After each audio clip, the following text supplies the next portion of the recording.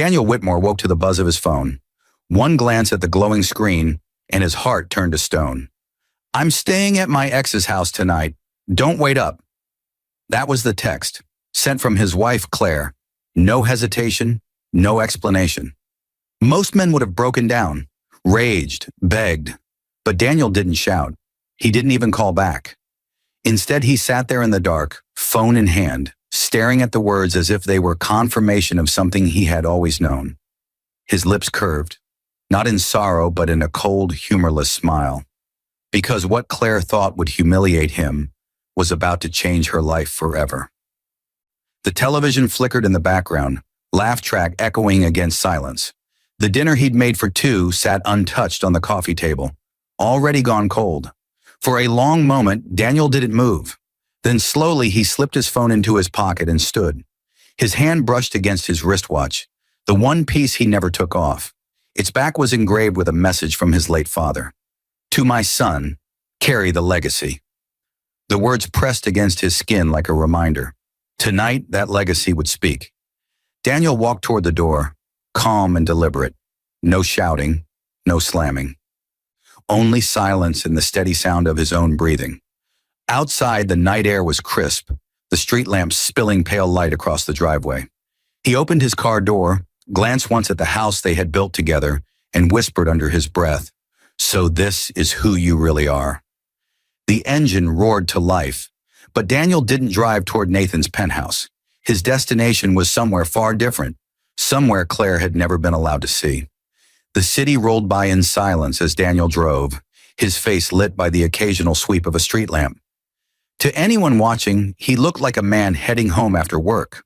Ordinary, predictable. Just like Claire had always believed him to be, but Daniel knew better. And tonight, so would she. His grip tightened on the wheel as her voice echoed in his memory. "Nathan takes me to places you'd never afford. Why do you work so late if we're still living like this?" "Sometimes I think I married too soon, Daniel." The words had cut deep back then, but he had never answered. He had simply watched, listened, waited. Because silence, he knew, was more powerful than argument.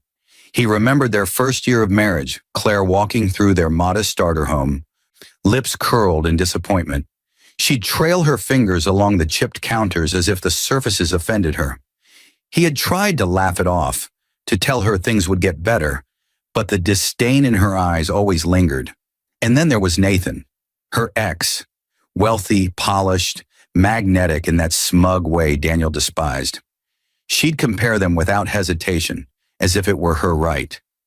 Nathan had the cars, the clothes, the lifestyle. Daniel had his boring job as a financial analyst and a heart she no longer respected. At least that was the version of Daniel she chose to see. The truth was buried deeper, behind locked doors, behind years of carefully crafted restraint. Daniel turned onto a secluded road, lined with tall trees that swayed in the night air. Ahead, the glow of iron gates came into view. The car slowed. The security guard straightened immediately, recognition flickering in his eyes. "Good evening, Mr. Whitmore," the guard greeted, his voice formal. The gates creaked open. Daniel gave a curt nod and drove through. Behind those gates sprawled acres of manicured lawns and fountains that glistened under the moonlight. At the center rose a mansion, 3 stories of glass, stone, and steel. Claire had never stepped foot here. She had never even suspected its existence. Daniel parked in the circular driveway, the gravel crunching beneath his tires. For a moment, he just sat, staring at the mansion's lit windows. This was his father's empire, passed down to him after a lifetime of labor, sacrifice, and discipline. And he had kept it hidden deliberately, testing the woman who had promised to love him in sickness and in health, for better or worse. Tonight, she had failed that test spectacularly. He stepped out of the car, the chill night brushing against his suit. From the shadows, 2 security men discreetly acknowledged him with a nod before fading back into the dark. The mansion loomed before him, not a house, but a statement. Inside, lights blinked on automatically, revealing marble floors, sweeping staircases, and rooms Claire would have killed to possess. Daniel's footsteps echoed softly as he entered. He slipped off his jacket and loosened his cufflinks, his face hard. Then he pulled out his phone, and dialed a number he had memorized weeks ago. The line clicked. "Mr. Whitmore," a steady voice answered. "You were right. She's at Nathan's again. I've got photos, videos, timestamps, all of it." Daniel's jaw tightened. He had known. He had prepared. Tonight was only confirmation. "Daniel," quietly, "send everything to my office and be ready for my signal." He ended the call and stared out across the vast, silent estate. Claire thought she was humiliating him, but she had no idea that Daniel Whitmore, the man she mocked as ordinary, was about to turn her betrayal into her greatest nightmare. Daniel moved deeper into the mansion, the quiet hum of the automated lights following him as they flicked on one by one. The marble floors glistened like water under the glow of chandeliers.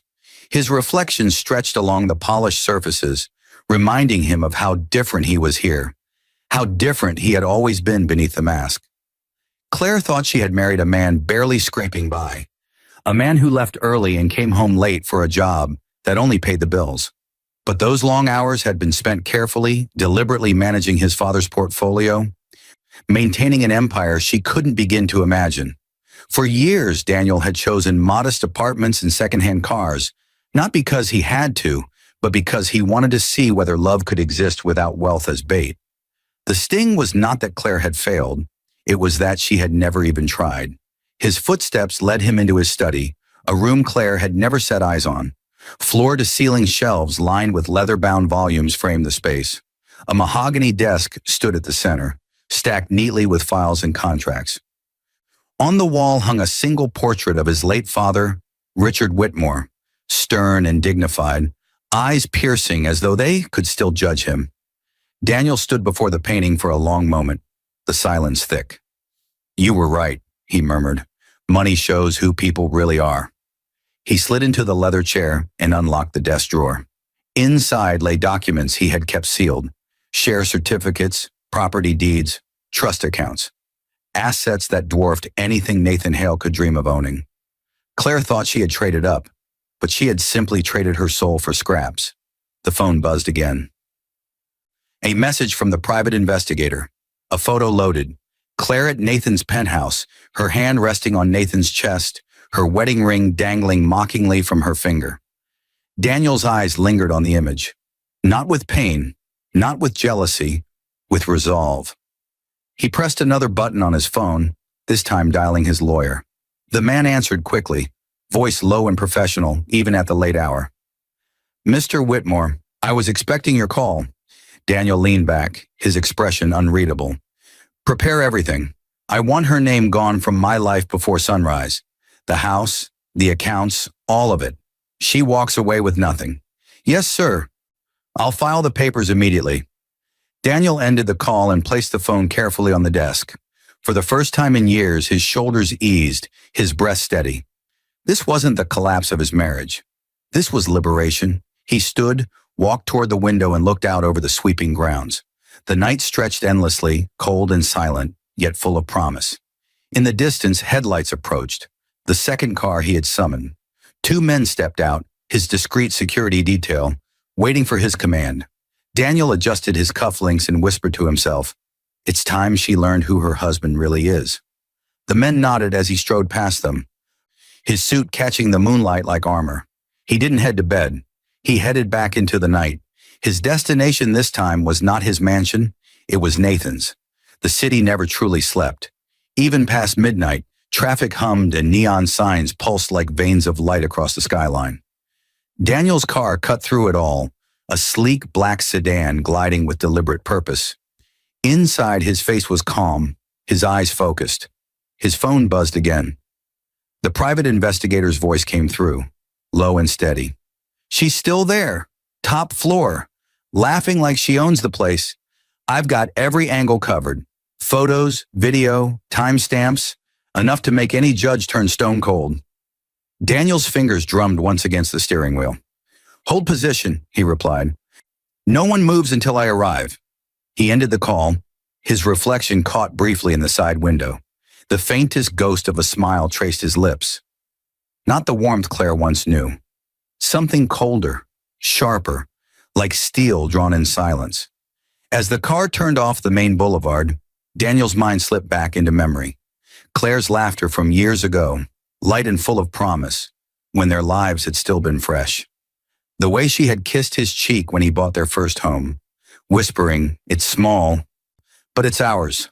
That warmth had evaporated long before tonight. In its place, complaints, comparisons, the name Nathan falling too easily from her tongue. Daniel gripped the wheel tighter. "You made your choice," he muttered. "Now you'll live with it." The sedan pulled into a private lot beneath Nathan Hale's glass and steel tower. The building shimmered against the night sky, an arrogant monument of wealth. Security guards at the door stiffened as Daniel stepped out, two of his own men flanking him. One of them leaned closer. "Mr. Whitmore, do you want us to—" "Not yet," Daniel interrupted, his voice smooth but commanding. "Stand by. Tonight words will cut deeper than fists." The lobby was polished marble, the kind Claire used to dream of walking across. Daniel ignored the receptionist's startled glance as he strode toward the elevator. He pressed the button for the top floor, his reflection staring back from the mirrored walls as the numbers ticked upward. Each floor passed like the slow toll of a bell before a final judgment. When the doors slid open, laughter spilled into the hall. Claire's laughter, sharp, mocking, laced with wine. Daniel's footsteps were silent as he approached the penthouse door. For a moment, he stood there listening. Inside, Claire's voice carried clear. "Daniel's probably home waiting like the fool he is. He doesn't have the guts to even question me." Nathan's smug chuckle followed. "Forget him. He was never in our league."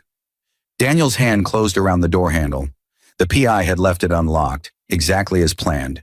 He pushed it open. The laughter stopped. Claire froze mid-gesture, her wine glass trembling in her hand. Nathan's smirk faltered instantly, and in the doorway, framed by the city lights spilling behind him, Daniel stood, calm, immaculately dressed, flanked by two bodyguards who looked like shadows carved from the night. His eyes locked on Claire. His voice was steady, even almost polite. "I got your text," he said softly, "so I thought I'd come. I didn't want to keep you waiting." The glass slipped from Claire's hand and shattered across the floor. Claire's face drained of color as Daniel stepped inside. The sharp crack of the broken glass on the marble floor echoed louder than her heartbeat. She stumbled back a step, her lips parting, but no words came. "Daniel," she stammered, forcing a weak laugh. "What are you doing here?" Nathan straightened, trying to reclaim the room with his usual bravado. He leaned back on the sofa, lifting his glass with a smirk. "So the little husband shows up. Brave of you, or foolish." Daniel didn't answer him. His eyes never left Claire. She looked different tonight. Her hair curled, her dress cut too low, her laughter still hanging in the air. But under his gaze, the confidence melted like frost in the sun. "I got your text," Daniel said evenly, his tone so calm it was unnerving. He stepped farther into the room, his bodyguards flanking him with quiet precision. "So I thought I'd stop by. After all, you told me not to wait up." Claire's throat bobbed. She forced another laugh, brittle and hollow. "Daniel, it's not what it looks like. Nathan invited me over for a drink, that's all. You're blowing this out of proportion." Nathan chuckled, swirling his glass. "Don't lie, Claire. He's not that dumb. Might as well tell him the truth." Daniel finally turned his gaze to Nathan, his eyes like ice. For a moment, silence pressed against the room, heavy and suffocating. Then Daniel reached into his jacket and pulled out a folder. He placed it on Nathan's glass coffee table with a deliberate thud. The folder slid open slightly, revealing photographs. Claire leaning into Nathan outside a hotel. Claire slipping into his car late at night. Receipts, dates, times. Claire gasped and lunged forward, snatching at the papers with trembling hands. Her face twisted. You had me followed." Daniel's voice was razor sharp but quiet. "I gave you enough rope, Claire, and you tied the noose yourself." She crumpled the photo in her fist. "This doesn't mean anything. We were just—" "Stop!" Daniel's command sliced through the air, shutting her down instantly. "I don't need your excuses. I don't need your lies. I have proof. Enough to erase you from my life entirely." Nathan tried to sneer, but his smirk faltered under Daniel's gaze. He leaned forward, pretending confidence. "So what? You'll file for divorce? She'll still end up with half your nothing. Daniel tilted his head as if amused. Is that what you think? Nathan blinked, caught off guard by the sudden shift in Daniel's tone. Daniel's lips curved into the faintest smile. You see, Nathan, what Claire doesn't know, what you don't know, is that the man you think is nothing has more power than you could ever imagine. The words hung in the air, a thundercloud ready to break. Claire's eyes widened, confusion mixing with fear. Nathan frowned, uneasy now, his grip tightening on the glass in his hand. Daniel leaned closer across the table, his voice dropping to a whisper that cut deeper than any shout. By the time the sun rises, everything you think you own, Nathan, won't belong to you anymore. The room froze. Nathan's laugh came out forced, brittle at the edges. He leaned back, trying to mask the flicker of unease in his eyes. You're bluffing. You don't have the spine to even raise your voice at her. And now you're talking about power? He gestured at Claire, who was still clutching the photographs with trembling hands. Look at him. Same cheap suit. Same boring husband. Claire's voice cracked. Daniel, please stop this nonsense. You're scaring me. Daniel didn't respond right away. He stood still, the silence stretching until both of them grew restless under the weight of it.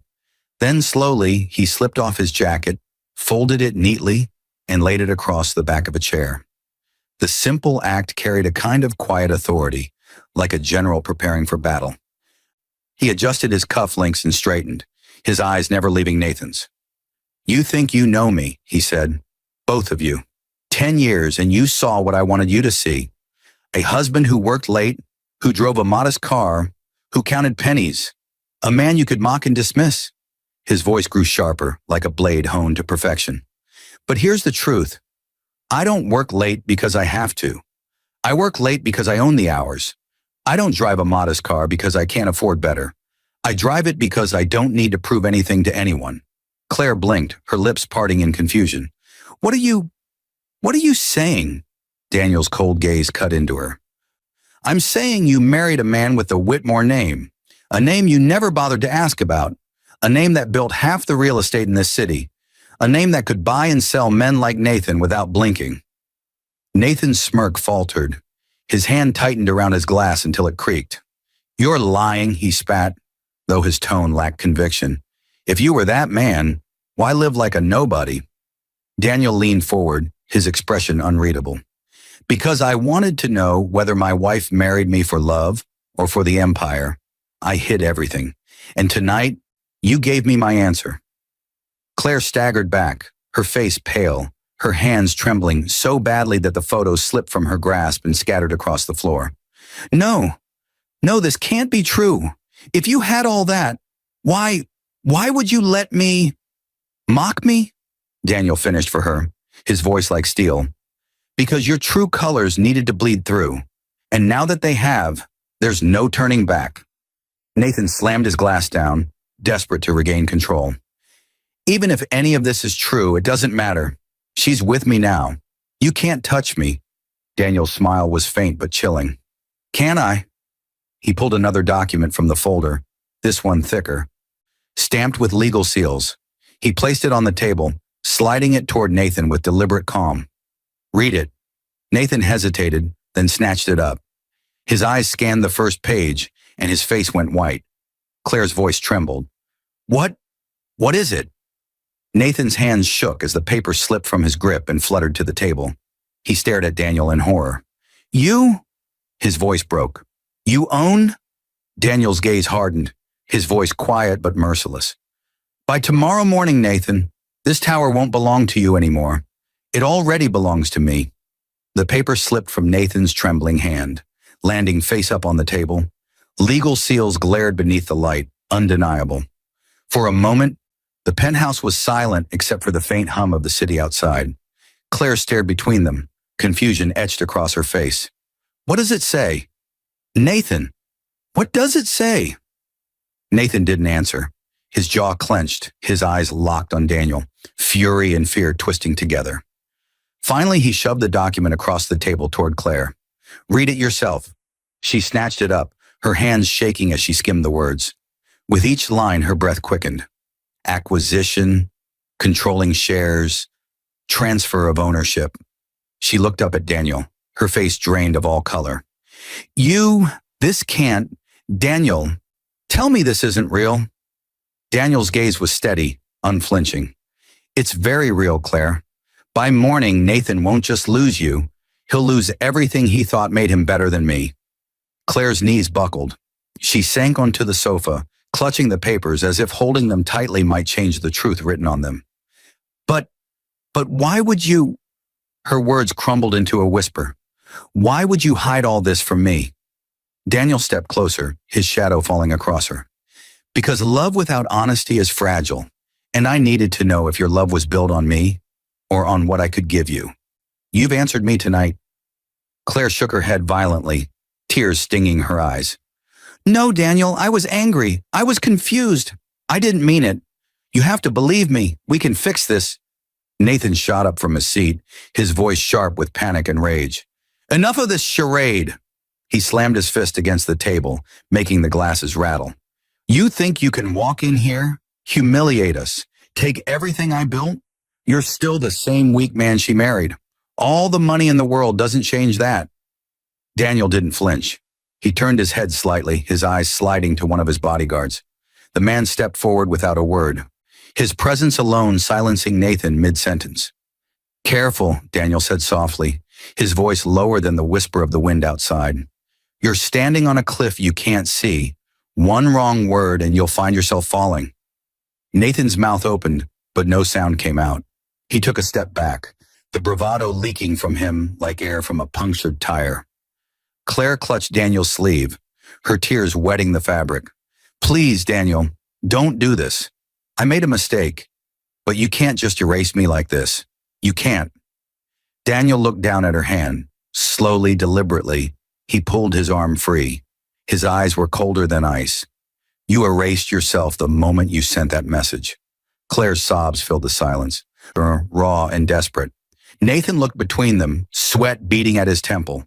For the first time, the man who once smirked at Daniel now seemed cornered, like prey. Daniel straightened, his voice cutting through the room like a blade. This isn't a negotiation. By sunrise, everything changes, and neither of you will see it coming. The room felt heavier with every passing second. Claire's sobs choked the silence. Nathan's chest heaved with shallow breaths. And Daniel, calm, composed, moved like a man who had already won. He reached into his jacket once more and pulled out a second folder, thicker than the first. He placed it gently on the table, sliding it across the glass surface until it stopped before Claire. Go on, he said softly. Open it. Claire hesitated, her trembling hands hovering over the folder, as if touching it would seal her fate. Finally, with a shaky breath, she flipped it open. Her eyes widened instantly. The first photograph was of her and Nathan in the parking lot of a hotel, her lips brushing his cheek as she held his hand. The next, a time-stamped receipt for a room. Then more photos, her slipping into Nathan's car late at night, her laughing over dinner in his penthouse, her ring absent from her finger. Each page cut her deeper than the last. By the time she reached the bank statements, showing transfers from their joint account into a hidden one under her name, her tears had dried into sheer terror. This, she stammered, her voice cracking. This is private. You had me followed? Daniel leaned forward, his tone sharp as glass. No, Claire. I had you exposed. She shook her head violently, shoving the folder away, as if the evidence itself burned her skin. It's not what it looks like. I was lonely. You were never home. Daniel, please. You have to understand. Understand! Daniel's voice snapped for the first time all night, a flash of the storm beneath his composure. His bodyguards stiffened, their eyes locked on Nathan. I gave you 10 years, Claire. 10 years of loyalty, patience, and silence. And you gave me this. Nathan tried to seize the moment, his voice rising. So she cheated. So what? You think you can punish her for not wanting a dull life with a dull man? He gestured around his penthouse. This is real, Whitmore. Not whatever fantasy you're spinning about hidden wealth. Daniel's lips curved in a faint, chilling smile. Funny you call it fantasy, Because while you were busy collecting women and cars, I was collecting something else. He tapped the table twice. One of his bodyguards stepped forward, producing a sleek black tablet. He placed it in Daniel's hands. Daniel swiped once, then turned the screen toward Nathan. The color drained from Nathan's face. On the screen were confidential emails. Nathan's desperate attempts to secure funding, his company's bleeding accounts, contracts tied up in debt. Daniel's voice was cold, almost surgical. Your empire is rotting, Nathan, and tonight I finished buying up the pieces.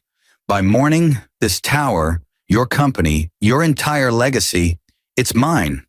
Claire gasped, clutching the back of the sofa for balance. Daniel, you can't, you wouldn't. Daniel's gaze cut into her like a blade. You told me not to wait up, and I won't. Not for you, not for him, not for anyone who thought I was beneath them. Nathan lurched forward, fury overtaking his fear. You can't just walk in here and take everything.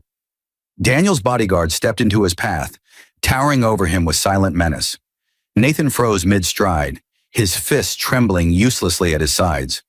Daniel leaned back, utterly composed. His voice was low, final. Watch me. Claire's chest rose and fell in ragged bursts, as if the air itself had turned against her.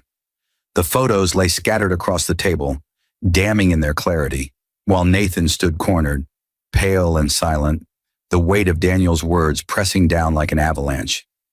Daniel's eyes swept over the chaos, calmly, almost dispassionately, before settling on Claire.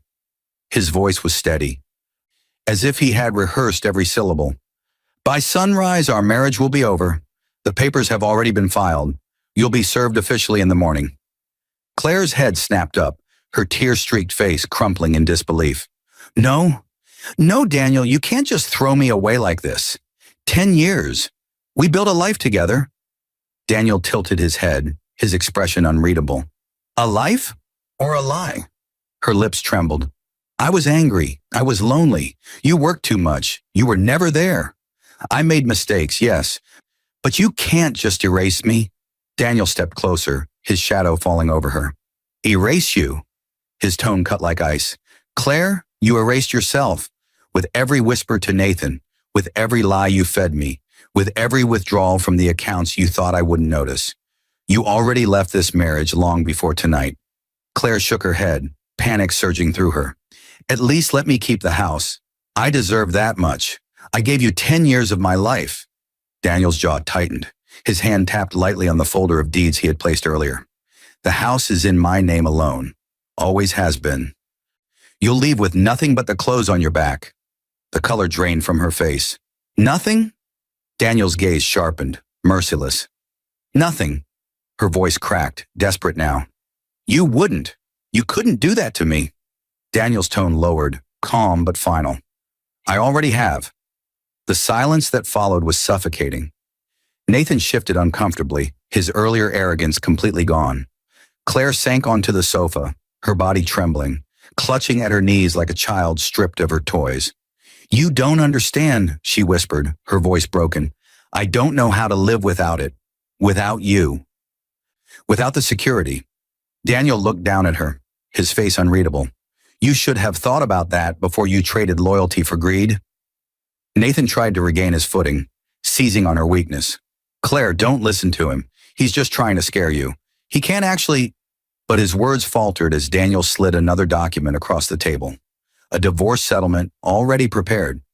Claire's name absent from every asset, every account, every property. Her signature line waiting, empty. Daniel's bodyguard stepped forward and placed a pen on the table. The soft click of the metal echoed like a gavel in a courtroom.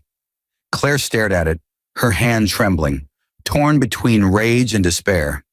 You're destroying me, she whispered. Daniel's reply was cold, final. No, Claire, you destroyed yourself. I'm just finishing the job. Nathan's jaw clenched so hard the muscles twitched in his cheek. He glared at Daniel across the room, trying to reclaim the swagger that used to command attention. So you're divorcing her. Fine. Take the house. Take whatever you want. But don't think for a second you can touch me. I built this from the ground up. My company, my name, my tower. You can't buy your way into what I've created. Daniel studied him for a long moment, almost as if Nathan were an insect under glass. Then, without a word, he reached into his briefcase and pulled out a thick envelope. He slid it onto the table, its weight landing with a dull, certain thud. Nathan frowned but ripped it open anyway. Inside were contracts, share transfer agreements, and acquisition documents, all bearing Daniel's signature at the bottom. His eyes darted across the papers, his expression shifting from irritation to confusion to horror. Claire leaned forward, her voice thin with dread. "What is it?" Nathan's lips moved, but no sound came. He finally slammed the papers onto the table. This is impossible." Daniel's tone was quiet, but every syllable carried authority. "It's not impossible. It's business. While you were busy parading around this city, chasing women and burning through money you didn't have, your shareholders were looking for stability, and I gave it to them. As of 2 hours ago, I own controlling interest in Hale Industries. Your company, your pride, your kingdom, now belongs to me." Nathan staggered back as if he had been struck. His face paled, his bravado shredded. No, you can't." Daniel stepped closer, his calm presence more terrifying than a raised fist. "Check the signatures. Call your board. By morning, the world will know Nathan Hale is no longer a CEO, but an employee. My employee." Claire's breath hitched, her hands clutching her chest. "Daniel, you couldn't have." Daniel turned his gaze on her, his voice as cold as marble. "I told you once, Claire. You thought you married a man beneath you. The truth is, you married a man who chose to live beneath his means. And now, both of you will live with the consequences." Nathan lunged suddenly, shoving the papers off the table, his voice breaking into a roar.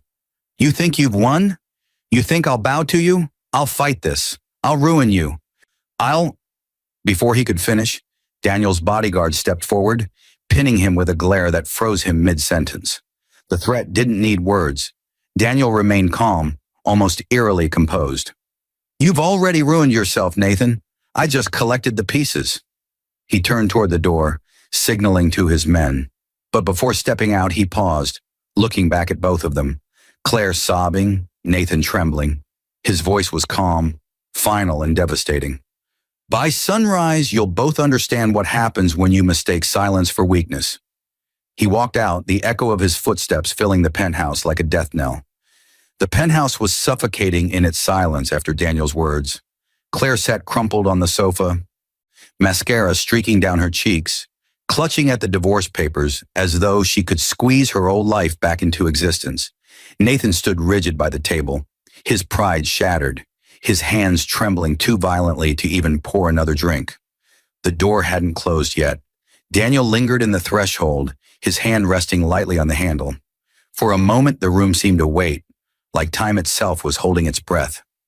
Then he turned back. His eyes found Claire. She flinched under his gaze, her tears spilling faster. "Daniel, please, don't leave me like this. Don't do this to me. We can fix it. Whatever you think you saw, whatever you think you know. I'll change. I'll be better. Just don't end us." Her voice cracked on the last words, small and desperate, a far cry from the confident woman who once mocked his modest life. Daniel stepped back into the room, slow and deliberate. His presence seemed larger now, towering even without raising his voice. He walked toward her, stopping just a breath away. She looked up at him, eyes pleading, hands clutching at the hem of his suit jacket. "Please," she whispered again. "I can't survive without you." Daniel looked down at her hands, then carefully peeled her grip away from his jacket. He let her fingers fall back into her lap. His voice was quiet, but it carried the finality of a gavel striking wood. "You survived just fine without me when you chose him," he said, glancing briefly at Nathan, who shifted uncomfortably under the weight of his words. "And now you'll learn to survive without me forever." Claire shook her head violently, sobbing. "You don't mean that. You love me. You still love me. I know you do." Daniel's expression didn't soften, not even for a second. "No, Claire. I love the woman I thought you were. That woman died the moment you hit send on that text." Her body shook as the sobs tore through her. "Daniel." He turned to leave once more, his bodyguards already waiting by the door. But then he paused, looking back over his shoulder, his voice steady and sharp enough to slice through her last thread of hope. "You told me not to wait up," he said, his gaze locking onto hers one last time. "And I won't. Not tonight. Not ever again." The door opened, and with a nod from Daniel, his men escorted him out. The sound of the door closing echoed like a final judgment, leaving Claire collapsed on the floor, broken, while Nathan stood hollow-eyed, staring at the documents that spelled his ruin. Morning sunlight bled into the penthouse, harsh and unforgiving. Claire sat slumped on the sofa, her eyes red and swollen, her once perfect hair tangled, her dress wrinkled from a night spent crying. Nathan hadn't slept either. He paced the floor in silence, clutching a glass of whiskey that trembled in his hand. The television hummed faintly in the background, muted at first. Claire barely registered it until the banner across the screen caught her eye. Breaking news: Whitmore Enterprises acquires Hale Industries in overnight deal. Her body jerked upright. "What?" she breathed, fumbling for the remote.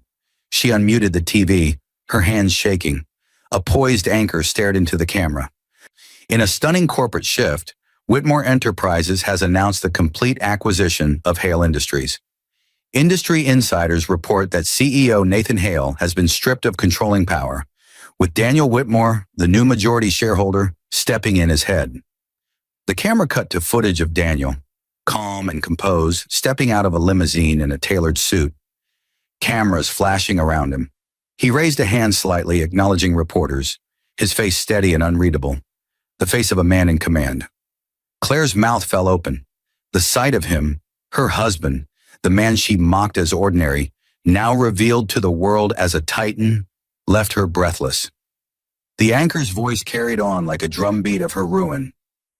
Whitmore Enterprises, already one of the city's most powerful holding companies, has expanded its reach into construction, real estate, and energy sectors, solidifying Daniel Whitmore's reputation as one of the most formidable businessmen in the country. The glass slipped from Nathan's hand and shattered across the floor. He staggered back, his eyes glued to the screen. No, this isn't possible. He can't just..." But the truth was undeniable. His company, his tower, his name, gone overnight. Claire's legs trembled as she stood, clutching at the edge of the sofa. Her voice was a broken whisper.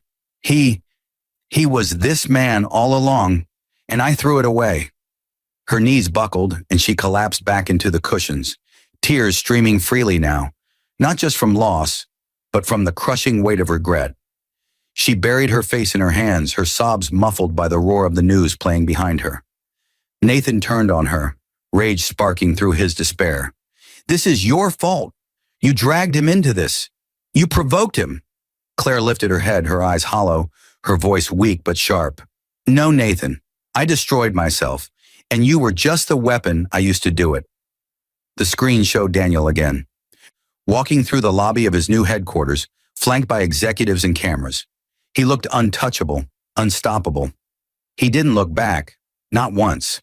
Claire's hands shook as she reached for the remote, her sobs echoing through the empty room. For the first time, she truly understood the cost of a single text.